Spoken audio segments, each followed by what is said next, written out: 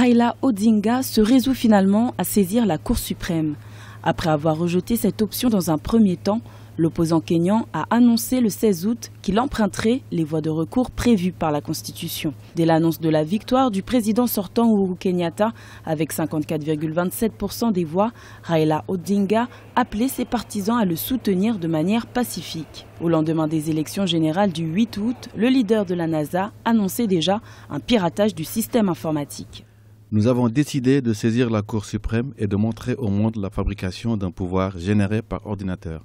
Les Kenyans n'ont pas besoin de recourir à la violence pour obtenir justice. Mais malgré les appels de Raila Odinga à des manifestations pacifiques, environ 17 victimes et plus de 170 blessés ont été dénombrés depuis l'annonce de la réélection de Uhuru Kenyatta. Déjà 3 fois candidat malheureux à la présidentielle, Raila Odinga joue certainement, du haut de ses 72 ans, sa dernière partition politique. Ce n'est pas la première fois que Odinga saisit la Cour suprême pour des recours. En 2013 déjà c'était le cas. Et aujourd'hui, ce qu'il faut noter, c'est que tout cela montre la vitalité de la démocratie kenyane, mais surtout met en lumière la nécessité d'aller vers les moyens constitutionnels pour régler les crises.